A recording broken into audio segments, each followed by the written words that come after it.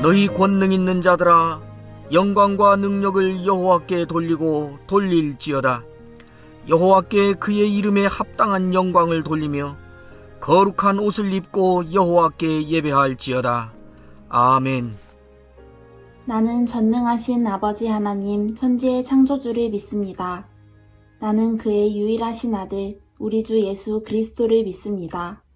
그는 성령으로 잉태되어 동정녀 마리아에게서 나시고 본디오 빌라도에게 고난을 받아 십자가에 못 박혀 죽으시고 장사된 지 사흘 만에 죽은 자 가운데서 다시 살아나셨으며 하늘에 오르시어 전능하신 아버지 하나님 우편에 앉아 계시다가 거기로부터 살아있는 자와 죽은 자를 심판하러 오십니다. 나는 성령을 믿으며 거룩한 공교회와 성도의 교제와 죄를 용서받는 것과 몸의 부활과 영생을 믿습니다. 아멘.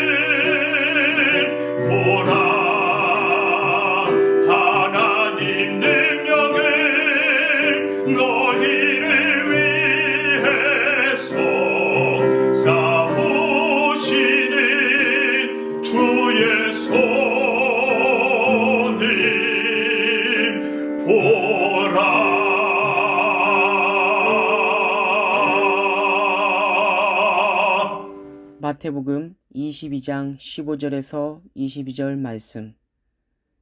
이에 바리새인들이 가서 어떻게 하면 예수의 말의 올무에 걸리게 할까 상의하고 자기 제자들을 헤롯 당원들과 함께 예수께 보내어 말하되, 선생님이여, 우리가 아노니 당신은 참되시고 진리로 하나님의 도를 가르치시며 아무도 꺼리는 일이 없으시니 이는 사람을 외모로 보지 아니하심이니이다. 그러면 당신의 생각에는 어떠한지 우리에게 이르소서. 가이사에게 세금을 바치는 것이 옳으니까 옳지 아니하니까 하니, 예수께서 그들의 악함을 아시고 이르시되, 외식하는 자들아, 어찌하여 나를 시험하느냐. 세금 낼 돈을 내게 보이라 하시니 데나리온 하나를 가져왔거늘, 예수께서 말씀하시되, 이 형상과 이 글이 누구의 것이냐. 이르되 가이사의 것이니이다. 이에 이르시되, 그런즉 가이사의 것은 가이사에게, 하나님의 것은 하나님께 바치라 하시니, 그들이 이 말씀을 듣고 놀랍게 여겨 예수를 떠나가니이다. 오늘 본문은 신자와 불신자를 막론하고 많은 사람들에게, 그리고 역사적으로 많이 다루어진 매우 중요한 본문입니다. 가이사 황제에게 세금을 내야 되느냐 내지 않아야 되냐 하는 문제를 다룬 본문입니다. 이 본문은 마태복음, 마가복음, 누가복음, 공관복음 모두에 등장하고 있습니다.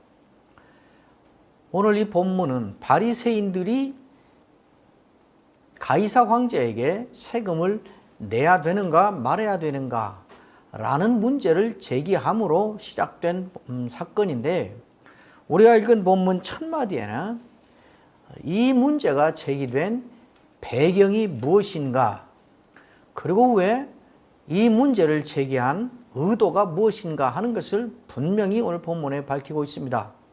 우리가 읽은 15절 첫마디에 이에 그렇게 시작합니다.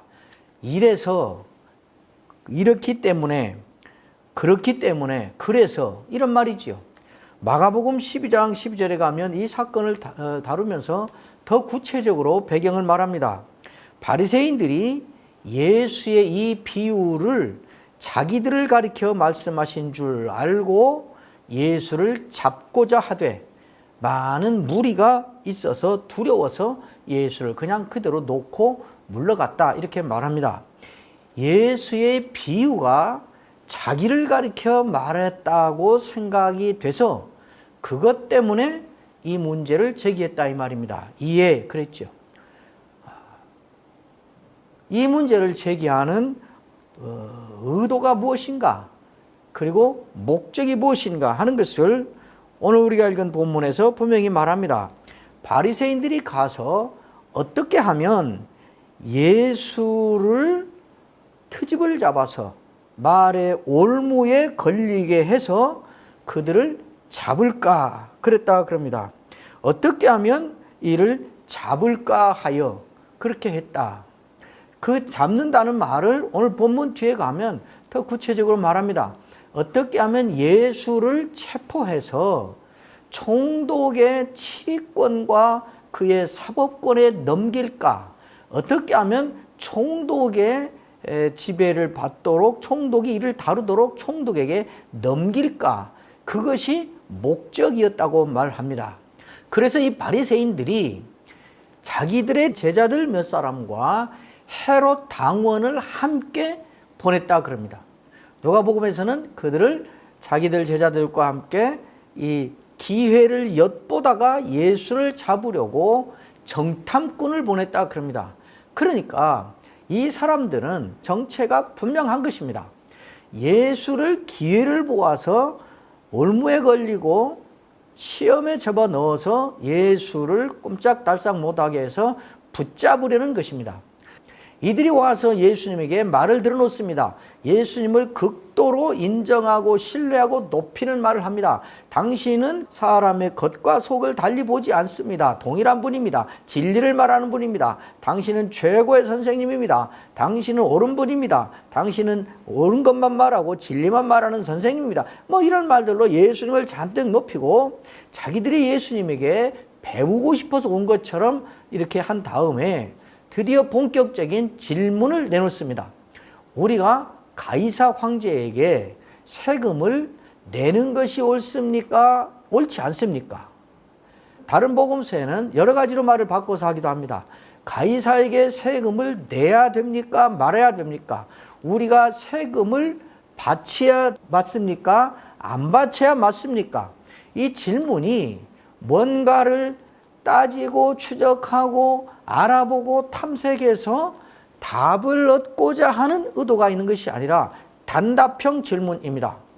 이렇게 해야 되냐? 말해야 되냐? 이것이 옳으냐? 옳지 않냐? 이것은 해도 괜찮냐? 해서는 안 되냐? 이렇게 묻는 것입니다. 그러니까 궁금해서 신앙적인 궁금증을 풀기 위해서 묻는 질문이 아닙니다. 또 성경을 읽다가 뭔가 의문이 생겨서 의문을 풀기 위한 질문이 아닙니다. 신학적인 궁금증이 있어서 신학적 탐구와 신학적인 논의를 하기 위해서 그래서 뭔가를 결론을 알아내기 위하여 묻는 질문이 아닙니다. 결론이 정해져 있고 그 중에 하나를 택하라고 묻는 질문인 것입니다. 그것이 무엇인가? 가이사에게 세금을 내야 되냐? 내지 말아야 되냐? 가이사에게 세금을 내는 것이 옳으냐? 옳지 않냐? 이렇게 질문을 던지는 것입니다. 예수님께서 이들에 나타난 답을 하기 전에 나타난 반응이 무엇인가? 22장 오늘 우리 18절에 보면 예수님이 그들의 악함을 아시고 그랬습니다. 그를 세 번역에서는 그들의 간악한 생각을 아시고 그랬습니다. 마가복음이나 누가복음에서는 다른 말로, 또 다른 번역들은 여러 말로 합니다. 속셈을 아시고 그들의 위선을 아시고 그들의 속임수를 아시고, 누가복음에는 그들의 관계를 아시고 그렇게 말합니다. 무슨 말로 하든지 본질은 같은 것입니다. 이들의 이 질문을 하는 그것이 악한 것이라는 것입니다. 그렇게 묻는 물음이 악한 것이 아니고 그것을 묻는 의도가 악한 거란 것입니다. 속셈이 간악하다는 것입니다. 생각이 악하다는 것입니다. 왜 악한 것일까요? 그것을 학생의 위치에서, 궁금해서 문제를 풀어보는 위치에서 묻는 게 아니라 이 질문을 던져서 예수를 올무에 올감해서 체포해서 그를 넘기려는 의도를 가지고 묻는 것이니까 그렇습니다.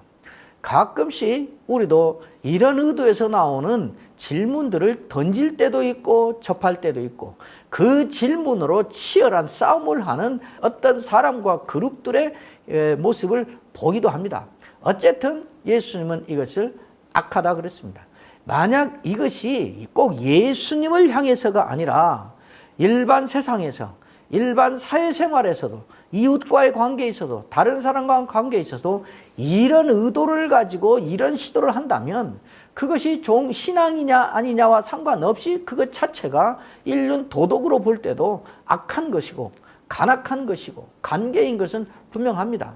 어쨌든 예수님은 너희가 어찌 나를 올무에 집어넣으려고 시험하냐, 이렇게 책망을 하신 다음에 이제 답을 하기 시작합니다. 이들의 태도에 대하여 예수님이 판정을 하셔서 답을 하시고, 이들이 묻는 문제는 그래서 배척해버리냐, 그렇지 않고 이들이 묻는 문제에 대한 본격적인 답을 하시기 시작하는 것입니다. 이들에게 요구를 합니다. 가서 너희가 가이사에게 세금으로 내는 돈을 가져와 봐라 그럽니다. 그랬더니 이들이 데나리온 하나 동전을 가지고 왔습니다. 예수님께서 묻습니다. 이 동전에 누구의 형상이 있느냐, 누구의 모습이 있느냐, 누구의 이미지가 있느냐, 그리고 그 이미지 밑에 이게 누구라고 써있냐, 누구의 것이라고 거기 써있냐 묻습니다. 그러니까 그들이 대답을 합니다. 가이사의 것입니다. 거기에 있는 사진도, 형상도 가이사이고 그 밑에 있는 써있는 그 형상의 이름도 가이사이니까 가이사라고 묻습니다. 그러니까 예수님께서 답을 하십니다. 그러냐?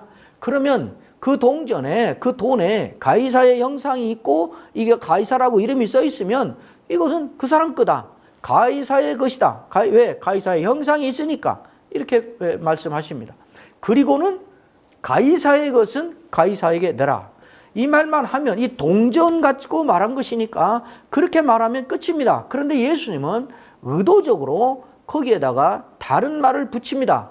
가이사의 것은 가이사에게 드리고 하나님의 것은 하나님께 드리라, 그렇게 합니다. 아무도 하나님의 것은 어떤 것입니까? 묻지 않았습니다. 그런데 예수님은 가이사의 것은 가이사의 것에 드리라. 그런데 하나님의 것은 하나님께 드려야 된다. 이렇게 덧붙인 것입니다. 그리고 끝났습니다. 이게 무슨 말일까요?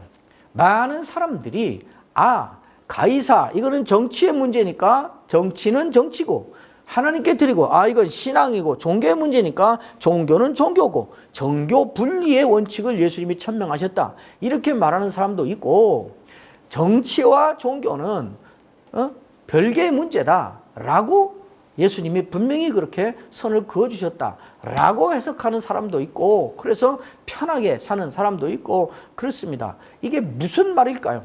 가이사의 것은 가이사에게 드리고 하나님의 것은 하나님께 드리라는 예수님의 이 답이 결국 의도하는 것이 무슨 말씀일까요? 가이사의 것인지 아닌지를 어떻게 분별했습니까? 가이사의 것인지 아닌지를 판단하는 기준이 무엇입니까? 그 돈에 누구의 형상이 있는가, 그것이었습니다. 이게 가이사의 것인가 아닌가 하는 걸 어떻게 알았는가? 그 돈에 가이사의 형상이 있지 않느냐, 그러니까 가이사의 것이지. 이 기준 속에 예수님은 중요한 질문을 끌어다가 더 짚어서 붙여놓은 것입니다. 가이사에게 세금을 바쳐야 되냐 안 바쳐야 되냐, 가이사에게 세금을 바치는 것이 옳으냐 옳지 않냐, 그렇게 물었는데 가이사의 세금을 바치는 것이 옳은가 옳지 않은가, 그렇게 해야 되는가 안 해야 되는가라는 것이 왜 문제가 되는가? 왜 바리새인들에게는 그것이 중요한 문제가 되는가? 유대인이라는 것 때문에 그런 것입니다. 이 바리새인들에게 있어서 가이사에게 세금을 바쳐야 된다, 황제에게 세금을 바쳐야 된다 그런다면 민족 반역자가 될 것이고, 왜냐하면 가이사는 지금 로마 황제로서 유대인을 억압하고 통제하고 다스리는 적인데 거기다가 세금을 내라 그러면 그 정권을 인정하는 것이 되고 유대인을 민족적으로 반역하는 것이, 배반하고 던져버리는 것이 되니까 유대인의 입장에서 볼 때 예수는 체포할 만한 조건을 갖추는 것이고, 바치지 말아야 된다 그러면 여기 헤롯 당원들이 와 있는데 가이사에게 세금을 바쳐서는 안 된다, 우리는 유대인이니까 저 정권을 인정해서는 안 된다, 세금을 바치지 말아야 된다 그러면 당장 현행범이 돼서 반국가적 반역자가 돼서 잡혀갈 거니까 어느 답을 하건 민족 반역자가 되건 그것을 면하면 반국가적 역적이 되건 이 둘 다 하나는 걸릴 거니까 그렇게 물은 것입니다. 거기에 대하여 예수님은 가이사의 것은 가이사에게 드리라. 가이사의 것인가 아닌가를 어떻게 아는가? 형상이 가이사에게 있으면 가이사의 것이다. 이 기준을 갖고 예수님은 바로 이 질문 속에 담아놓는 게 있습니다. 그러면 가이사에게는 무슨 형상이 있냐? 이 돈에는 가이사의 형상이 있는데 가이사에게는 그런 어떤 형상이 있는가? 이 질문을 여기에 붙여놓고 있는 것입니다. 더 포괄적으로 하면 모든 사람에게는 그런 누구의 형상이 있느냐? 창조의 시점으로, 창조의 하나님의 입장으로 끌고 간 것입니다. 모든 사람은 하나님이 지으실 때에 하나님의 형상으로 지었다. 그러니까 사람에게는 하나님이 창조하실 때부터 하나님의 형상이 있으니까, 그러면 형상이 기준이라는 것을 한번 따져보자. 이 돈은 누구 거냐? 가이사 거. 왜? 가이사 형상이 있으니까. 그러면 너는 누구 거냐? 너는 답이 뭐죠? 하나님의 것이요. 왜? 너는 하나님의 형상이 있으니까. 이 세금을 받아들이는 가이사는 그러면 누구 것이냐? 가이사는 가이사의 것이냐? 아니지. 왜? 가이사는 하나님의 형상으로 만들었으니까 가이사는 하나님의 것이다. 예수님의 답은 분명해진 것입니다.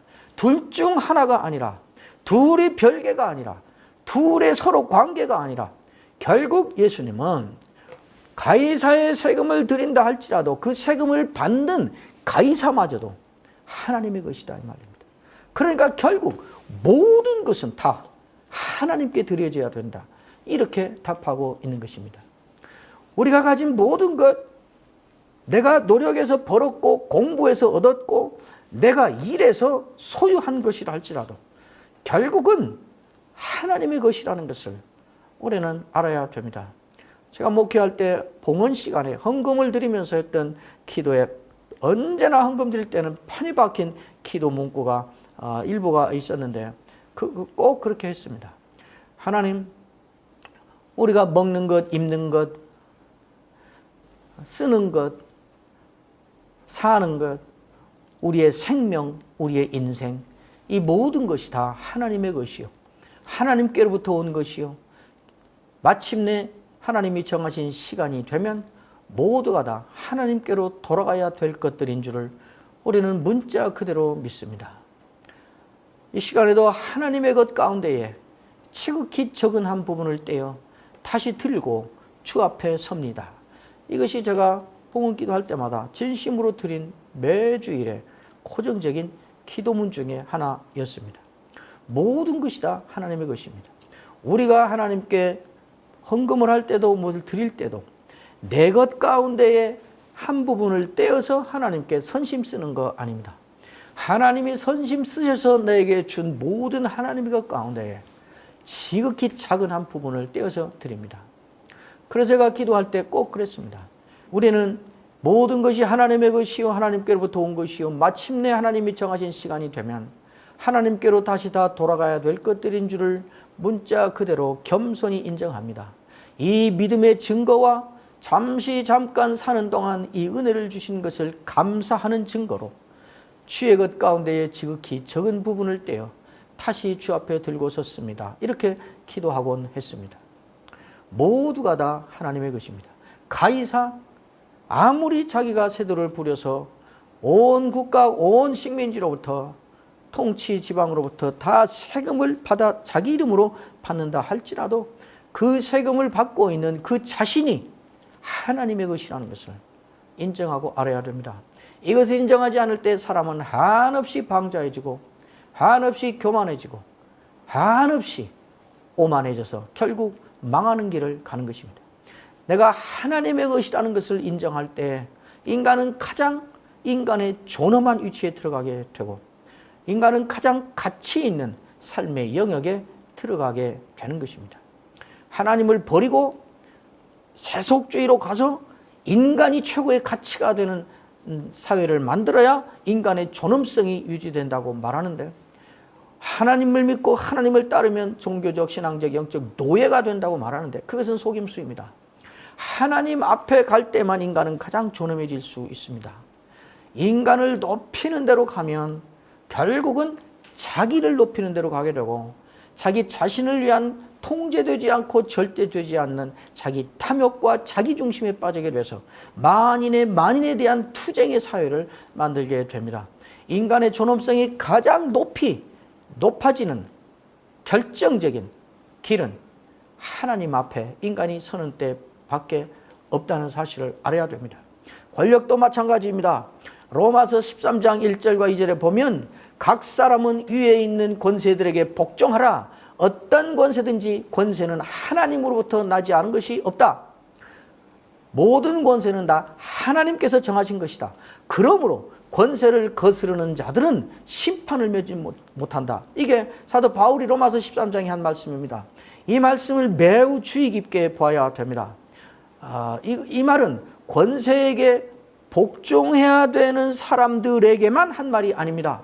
아까 가이사 얘기할 때 세금을 내야 되는 사람들에게만 한 말이 아니고 세금을 받는 가이사에게 한 말인 것과 똑같은 논리로 이 말은 권세에게 복종해야 되는 사람들에게만 한 말이 아니라 사람들에게 복종을 받는 권세를 잠시 가지고 있는 사람들이 중요한 이 말의 대상이라는 사실을 우리는 기억해야 됩니다.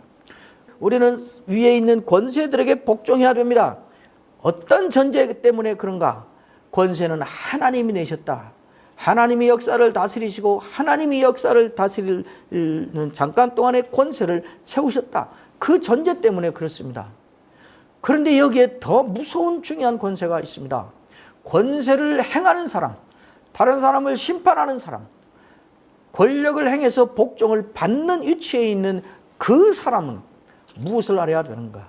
이 권세가 자기가 자연 발생적으로 자기에게서 나온 것이 아니고 위로부터 하나님에 의하여 주어진 권세여서 나도 복종해야 될 권세가 내 위에 있다는 사실을 인정하라는 것입니다.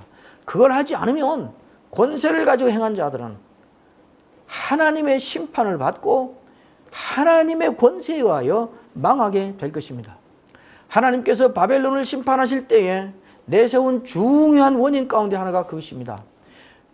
이스라엘, 유다를 심판하기 위해서 하나님이 바벨론에게 권세를 주어서 그걸 심판할 능력을 주어서 심판해서 바벨론이 이기게 해 주었는데 바벨론은 그 권세가, 그 능력이 자기 것인 것처럼 자기의 고유한 것이고 자기가 만들어낸 것인 것처럼 방자하게 행하여 하나님의 백성을 혹독하게 다루었다는 것입니다. 바벨론이 하나님이 이 권세를 줘서 나를 저들을 심판하는 도구로 사용하고 있다. 그러므로 하나님의 권세에 맞게 더 높은 권세자이신 하나님의 뜻에 맞게 이 권세를 해야 된다. 이렇게 해야 맞는 것인데 바벨론은 자기 것인 것처럼 자기가 만든 것처럼 자기의 고유한 행위인 것처럼 그것을 마음대로 유다 백성들을 잔인하게 다루고 혹독하게 다루고 무자비하게 그들을 다루는 일에 썼다는 것입니다. 그것을 하나님께서 바벨론을 심판하실 때 바벨론을 심판하는 중요한 이유로 제시하고 있는 것입니다. 권세를 가진 자들은 더 두려워 떨어야 될 것이 있습니다. 그 권세가 자기 것이 아닙니다. 그 자신이 복종해야 될 위의 권세가 있습니다. 하나님의 권세입니다. 하나님께 복종하지 않으며 하나님의 권세를 인정하지 않으며 자의적으로 자기의 권력을 행하는 자들은 반드시 오늘 로마서에 말씀한 것처럼 그러므로 권세를 거스르는 자들은, 이 말은 궁극적으로는 그 권세를 세우신 하나님의 권세를 거스르는 자들은 이 말로도 확대해서 해석할 수 있습니다. 반드시 심판을 자취하리라. 하나님이 심판하신다는 것입니다. 결국 앞에 말한 가이사의 문제나 로마서에 말한 권세의 문제나 본질은 다 같습니다. 결국 하나님을 최고로 인정하고 하나님을 최상의 판단에 위치해 놓고 하나님을 최고의 가치 기준으로 놓고 하나님 앞에서 살아야 된다는 것입니다. 내 자신이 하나님의 것인 것을 인정하고 내가 향하는 모든 권세들이 하나님께로부터 온 것을 인정해서 나도 복종해야 될 하나님의 권세가 따로 있고 나는 잘 다스리면 되는 자가 아니다. 이 사실을 인정하고 살아야 우리가 신앙인의 길을 갈 수 있는 것입니다. 가이사도 하나님의 것입니다. 더 좁혀서 말하면 나도 하나님의 것입니다. 더 좁혀서 말하면 우리의 자식들도 하나님 것입니다. 하나님을 최우선의 기준으로 삼고 하나님 앞에서 살아가는 복을 누리는 우리가 되기를 축원합니다.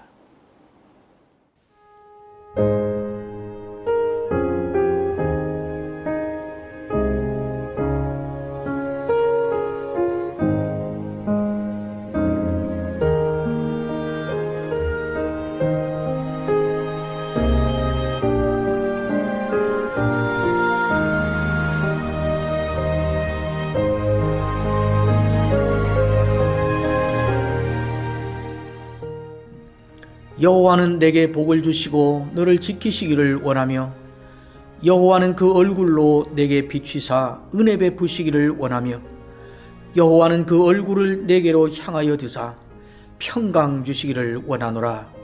아멘.